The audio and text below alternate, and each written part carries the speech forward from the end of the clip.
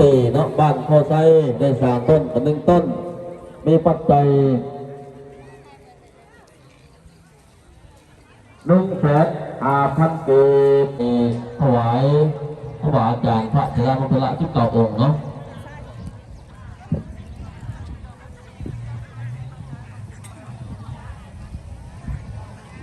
ครูบาอาจารย์เท่ากัน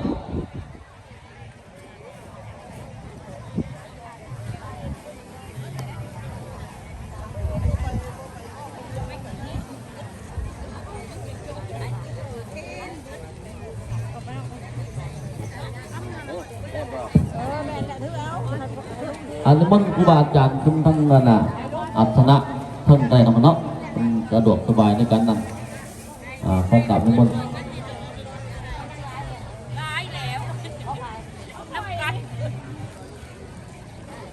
จัดท่าของญาติโยมเนาะอันผู้ใดใส่บาตรแล้วอยากจะถวายวัตถุปัจจัยบริจาคเนาะบูรณะปฏิสังขรณ์วัดไทยห้ามเข้ากันอาจจะเริ่มพรเด้อมาทั้งคณะกรรมการเนาะบอลเป็นต้องบอลเต้นเนาะมาจดสื่อจดเสียงมาฝากสื่อฝากเสียงเนาะ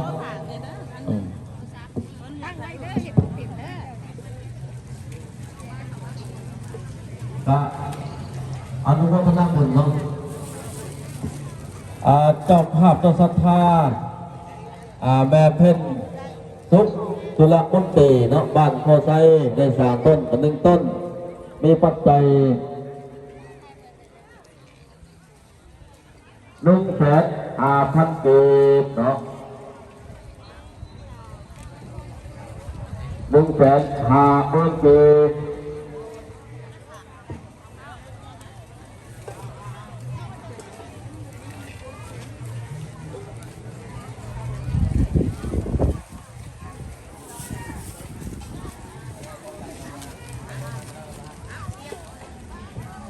ศรัทธาญาติโยมผ่านประสงค์คุณกำลังทุกครอบครัวได้ถวายปัจจัยบูรณะปฏิสังขรณ์500,000 กีบสาธุขอบคุณขอบคุณครอบครัวมีความสุขความเจริญทุกฝ่ายทุกใจทุกฝ่ายทุกฝ่ายมีความสุขความเจริญ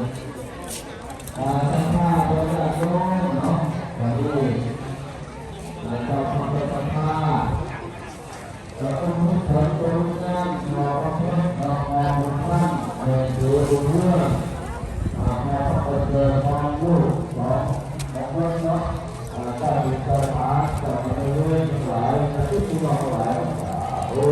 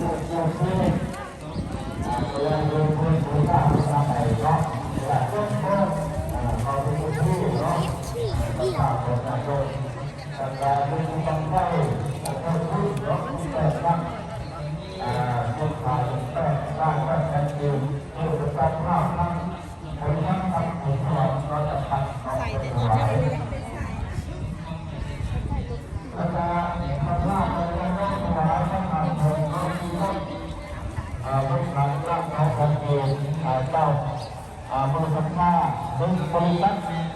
ท่านสมบัติทางอนุสนาศึกษาได้เรื่องอนุสาพุทธวัตร2 ทานนั่งอีกข้อจะได้รับกับผู้3 ทานเรื่องสมาพุทธวัตรของผู้ทานพุทธวัตรของผู้แต่เจ้าภาพเจ้าศรัทธาขยายประบุที่กองรับบุญทานที่ร่างของแผ่นดินบุญทานก็เป็นบุญสรรพของบริษัททรัพย์สินสวัสดิ์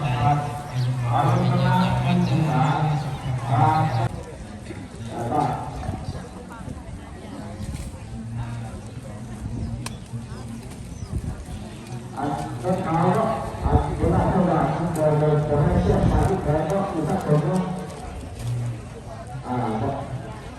เดี๋ยวไปพ่อรักเลยต้องไปพ่อรักแขนรถขาดก็ไปพ่อรักแขนก็คือถ้าคนคือต้องมีข้างได้ต้องสบายเนาะ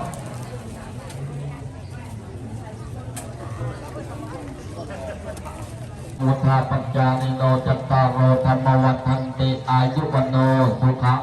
พระลังสาธุขอบคุณทุกคนด้วยเด้ออันนี้ก็มีเมย์อยู่โรงพยาบาลดวนชื่อพันกีบแล้วก็มีเมย์ดวงปีและบางสนับไส้ละ100 บาทมีทานจันซุปรอบานดอกคู100,000 กีบไปเรียนอยู่พี่ระบบคนนี้ที่ทางขอคำเช็ดเนาะเมื่อปีบาร่าเนาะแล้วก็บริจาค100,000 กีบมาจากนครปฐมแล้วในเขตนะครับในเรื่องไหนเด้อคุณขอบคุณอำเภอละลายคุณทำสู้เลี้ยงแห้งเด้อเนาะฝากขอมาในกรณีของพ่อก็ได้กินกันหน้ามันตั้งเรากับข้าวพันกี่มากเลยเนาะท่านคณะกรรมการเลื่อนไปเลย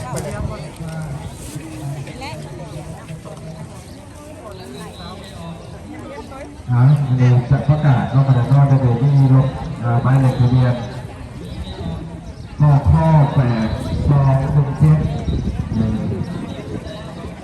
ประกาศทางเดินไปเดินทางนั้นรถที่ไหนก็ขอให้นอกจากนอกประทับใจใส่โซ่ของเชียงแสนว่ารถไม่ได้จัดข้อ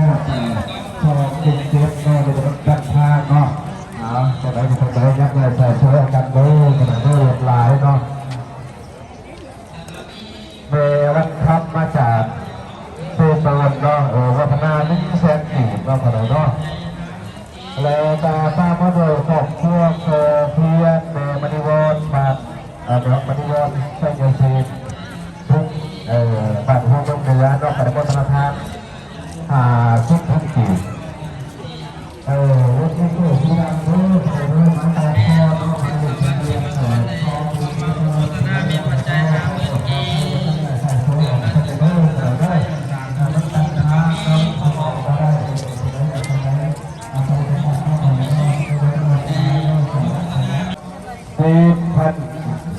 กีบก็หน่อยนอกเลยไปออกคำคนบัตรทุนสลามถ้าเสร็จนอกจากก็ทำงาน10,000 กีบเนาะสาธุจบจบขอให้คนท่านเกิดคนท่านถูกก็คิดประวุฒิถูกประวุฒิถ้าจะแล้วได้ร้ายกองเก่าเนาะแต่ถ้าก่อไฟหัวตัดไปเยือนสมัยหมดร้ายแต่ใครได้มาเลยเนาะคอยไปคอยมาตัดอะไรกันนี่นั่นในประธานท่านมาได้100 บาทแม่เขาจ้างบาทนั่นแค่เราก็เข้าวันที่โทษบาทนั่นแค่เราก็เข้าวันที่ท่านบ้านั่นแค่เราก็เข้าทักเกตแต่ทุกก็ออกทุกคนเลือกหน้าแม่ออกดูเนาะดูตะวันเกตก็แต่เกตนะครับไปเลยเราขอบคุณ